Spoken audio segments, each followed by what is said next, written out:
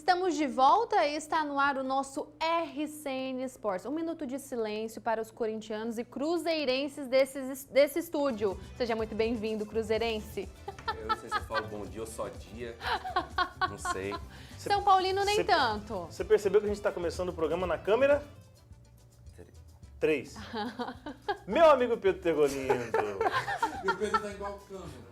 Nossa! Na 3 Ô, agora. diretor. Na 2 pra ele. Não. Na Na 1? 1, né? Entendi. A 3 e a 1. 3 e a 1. Entendi. Bom, meu amigo, estamos aqui. Nós falamos no último programa, quinta-feira, que nós estávamos desejando que segunda-feira todo mundo estivesse feliz aqui. Ou pelo menos o foi mesmo essa- sentimento. É. Tá todo mundo igual. Não, igual não, O menos porque- pior sou eu, né? Porque pelo você- menos foi empate. Você ainda tava ganhando e tomou um empate, né? Mas agora Mais você ou tomar menos. 3 gols dentro de casa num clássico é de deixar o torcedor abutinudo.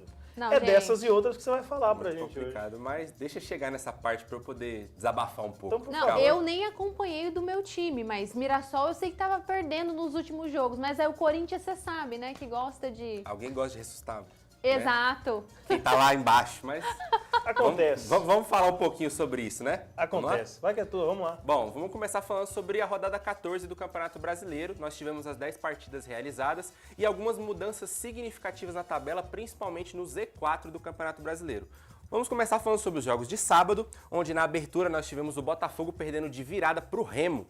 Exatamente, o Remo conseguiu virar para cima do Botafogo no famoso tapetinho, né, Fabiano? diria, O hein, Newton rapaz? Santos, né? O jogo foi realizado no Newton Santos e o Botafogo saiu na frente, teve algumas boas chances, mas por algumas falhas da defesa do Botafogo, contra-ataques do Remo, o time conseguiu virar no finalzinho do jogo e garantir 3 pontos muito importantes, porque ele tá ali na briga pela última posição e agora conseguiu dar uma distanciada de 3 pontos para a Chapecoense, né? E conseguiu dar uma aliviada e agora chegar um pouco mais perto dos times que estão fora da zona de rebaixamento.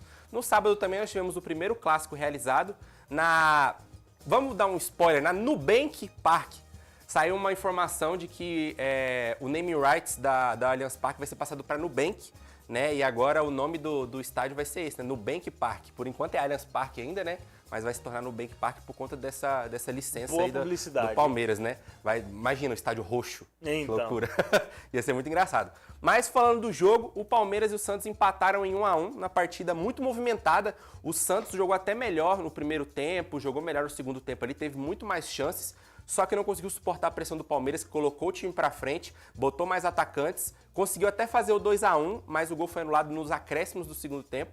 Mas o jogo acabou empatado em 1-1. Melhor pro Santos, né, que conseguiu um pontinho aí jogando fora de casa contra o Palmeiras, que é o atual líder do campeonato, jogando muito bem. Então, assim, é um ponto pra se aliviar pro Santos, que conseguiu sair da zona com esse empate, né, Fabiano? Esse pontinho que o Santos hoje está fora da zona de rebaixamento, né? Exatamente. Porque se não fosse esse pontinho, ele que estaria ali no lugar do Corinthians na zona do rebaixamento. Então essa Eu briga acho que foi um resultado maravilhoso dentro das proporções, dentro de tudo que o Santos está vivendo.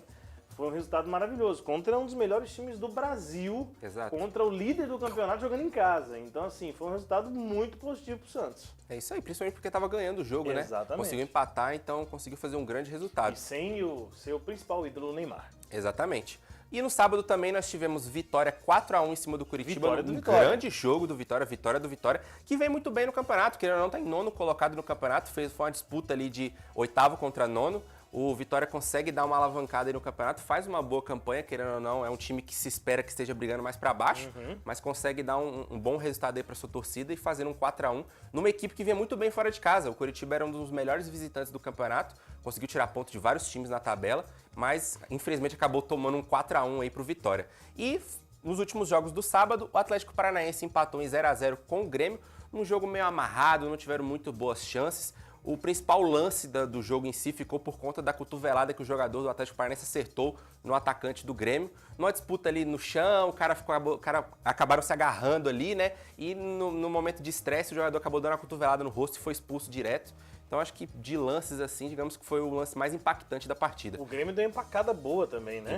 Empacou. Agora tá aqui voltando a briga pelo Z4.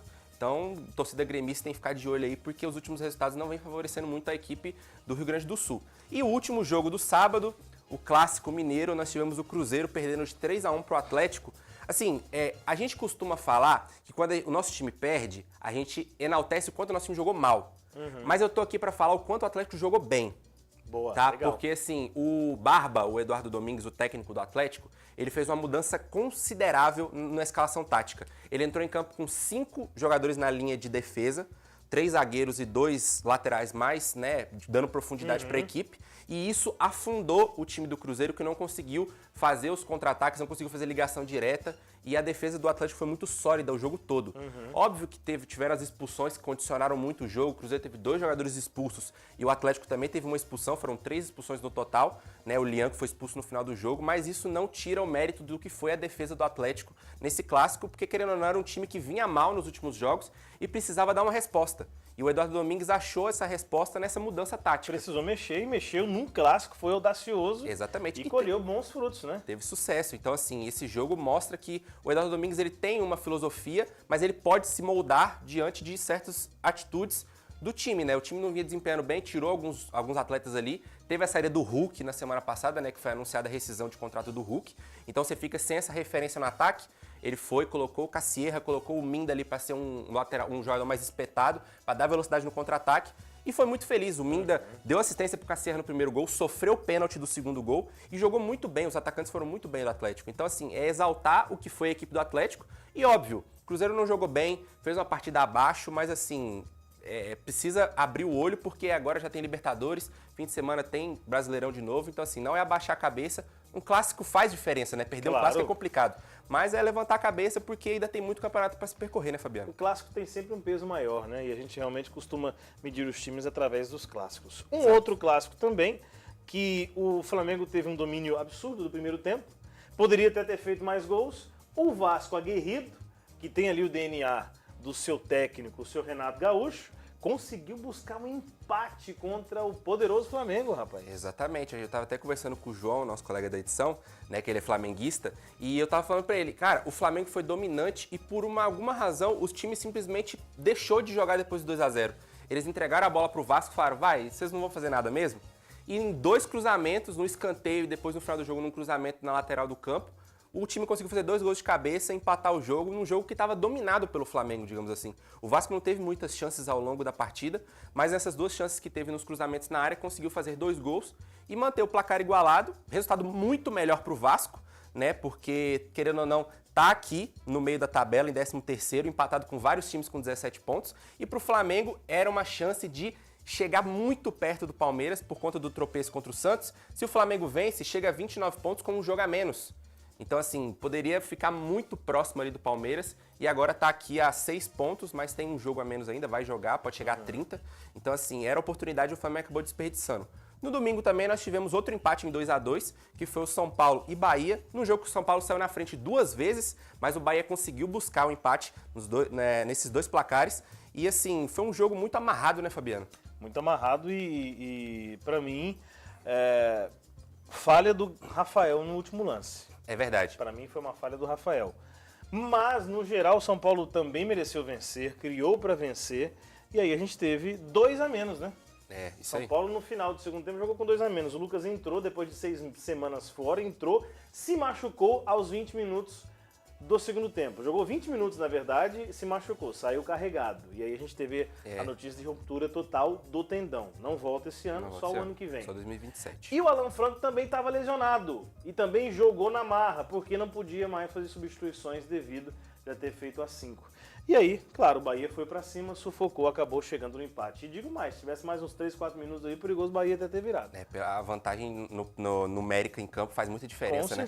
Com certeza. Bom, e nos últimos jogos da rodada nós tivemos o Internacional dando uma boa recuperada na tabela, né, ao vencer o Fluminense. O Inter que estava ali beirando a zona de rebaixamento conseguiu fazer 3 pontos e subir na tabela. E o Fluminense agora deu uma estacionada ali, ele que podia também se aproximar dos líderes. Poderia ter ficado em segundo lugar, né? Exatamente. Até. E agora perdeu e está aqui com 26 pontos. No terceiro lugar, óbvio que é um lugar muito bom na tabela, né? Você está ali no G4 do campeonato, com uma certa distância para os outros que estão fora.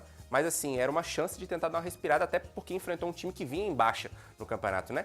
A Chapecoense enfrentou o Red Bull Bragantino e perdeu mais uma. A Chapecoense não consegue fazer resultados, só tem uma vitória no campeonato, então assim, vem muito mal. E mais uma vez perdeu dentro de casa para o Red Bull, que é um time que não faz muitos pontos fora de casa, mas que conseguiu esse grande resultado aí por 2-1. E no último jogo, um time também que não fazia muitos pontos, mas fez 3 pontos aqui nessa rodada, foi o Mirassol, que venceu o Corinthians por 2-1. Num jogo que também foi condicionado por cartões vermelhos, né? Que o jogador do Mirassol até foi expulso, mas foi anulado esse cartão. E ele voltou e fez o gol. O Edson Carioca, ele foi expulso no primeiro tempo, mas o juiz voltou, tirou o cartão vermelho e logo no fim do primeiro tempo ele conseguiu fazer um dos gols do Mirassol. Então você vê como é que são as coisas, né? O cara ia sair de campo, voltou e conseguiu fazer um gol que deu a vitória pro time. E o Diniz esbravejando, né? Ele ficou revoltado com a arbitragem. Absurdamente. Exatamente. Absurdamente. E a primeira derrota do Diniz no comando do Corinthians, e os 2 primeiros gols sofridos, né? Ele que vinha de 6 jogos aí sem sofrer gols, 7, se eu não me engano, contando com a Libertadores, 7 jogos sem perder e sem sofrer gols, agora perdeu e tomou 2 gols. Pois é. Então assim, vamos ver se isso E não entrou abala. na zona de rebaixamento, né? Exatamente, vamos ver se isso não abala a estrutura do Fernando Diniz, que tem um histórico de assim, complicado, né? Tipo, começa bem, aí depois ele dá uma decaída, mas vamos ver se se mantém assim. E agora, Corinthians na zona de rebaixamento, sinal de alerta ligado, né? Tem clássico final de semana contra o São Paulo em casa. Exato. O Corinthians recebe o São Paulo em casa, vai ser um jogão com certeza. Exatamente, vamos ver como é que vai ser a próxima rodada, rodada 15. E falando rapidamente de Libertadores e Sul-Americana, nós temos os times brasileiros jogando nesse meio de semana. O Grêmio visita o Deportivo Riestra, buscando se manter ali na classificação, porque ele não vem tão bem assim, está em segundo lugar. A gente sabe que o segundo lugar não garante classificação direta. O Atlético visita o Juventude, o Atlético que vive uma situação muito complicada no grupo, porque é o último colocado e se vencer ainda não chega nem perto do primeiro, fica 1 ponto ainda do primeiro colocado. O Santos visita o Recoleta, aquele time que jogou com os reservas na Vila Belmiro, agora eles vão até o time do Recoleta enfrentar eles. O Vasco enfrenta o Audax Italiano, também vai até o Chile jogar contra o Audax Italiano, também buscando uma habilitação ali, tá com 4 pontos, mas tem 3 times com 4 pontos no grupo também. O Botafogo enfrenta o Racing, jogo muito difícil também. O Racing tem ali 4 pontos, mas o Botafogo é líder do grupo, tá indo muito bem no grupo. O São Paulo visita o O'Higgins, do Chile também, né? O São Paulo que é líder do grupo, né? Tem 7 pontos, o O'Higgins tem 6, então assim, é briga dos 2 primeiros colocados. Quem vencer fica em primeiro e pode garantir até uma classificação adiantada, né? Antecipada, exatamente. E no último jogo, o Blooming, da Bolívia, enfrenta o Bragantino. Bragantino que tem ele 3 pontos no grupo, mas a gente sabe que é um grupo difícil porque tem o River Plate, que é o grande favorito, mas também ficar em terceiro aqui com 3 pontos a menos que o Carabobo, não é muito complicado, né, Fabiano? Exatamente. Bom, acredita que tem alguma surpresa aí? Pode ter alguma... Acho que o Santos consegue uma boa vitória lá, o São Paulo acho que vai jogar para vencer também, e o Red Bull Bragantino tem chances de vencer para subir nessa... e pelo menos abocanhar o segundo lugar aí. É isso aí. Bom, e agora pulando para a Libertadores, nós temos os jogos dos times brasileiros também. O Palmeiras visita o Sporting Cristal, tentando manter a fase ali no grupo, que ele não está com 5 pontos, mas se vencer o Sporting Cristal, vira líder do grupo. O Corinthians enfrenta o Independente Santa Fé da Colômbia, também está bem no grupo, 3 vitórias em 3 jogos, o Diniz vem fazendo uma boa campanha com o time na Libertadores. O Fluminense, buscando uma reabilitação no grupo, enfrenta o Independente Rivadavia, foi mal no primeiro jogo, porque perdeu para o Independente, agora está com 9 pontos, o Fluminense tem 1 ponto no grupo, então assim, sinal de alerta também ligado para o time, porque senão não vai conseguir nem o segundo lugar, complicado, né? O Universidade Católica recebe o Cruzeiro num grupo muito embolado também. Os 3 primeiros têm 6 pontos e por critério de desempate a Universidade Católica é líder. Então o Cruzeiro precisa tentar vencer esse jogo para se manter ali em cima e tentar brigar por essa classificação no primeiro lugar. Mirassol recebe a LDU, também buscando mais pontos aqui, porque também é um grupo com 3 times com 6 pontos. Bem equilibrado, né? Exatamente. E o Flamengo visita o Independente Medellín, também buscando se manter ele no primeiro lugar, tá bem, se vencer pode garantir uma classificação antecipada também. Então os times vão ter que treinar bastante para poder conseguir essa classificação, né, Fabiano? Situação mais complicada do Fluminense, hein? Pois é. Realmente vai ter que vencer e torcer muito. Vamos nessa? Vamos nessa. Falamos de treino, falamos de derrota, de vitória, de dificuldade, então a gente tem que encerrar esse programa de hoje e voltar na quinta-feira. E torcer para quinta-feira ter notícia boa. Ah, por favor. Para de falar de né? notícia ruim. Por Chega de favor, derrota. notícias boas. É isso aí. Quinta-feira tem mais RCN Esportes e o nosso TDC agora volta. Já, já. Não sai daí, não. Tchau, Já. gente.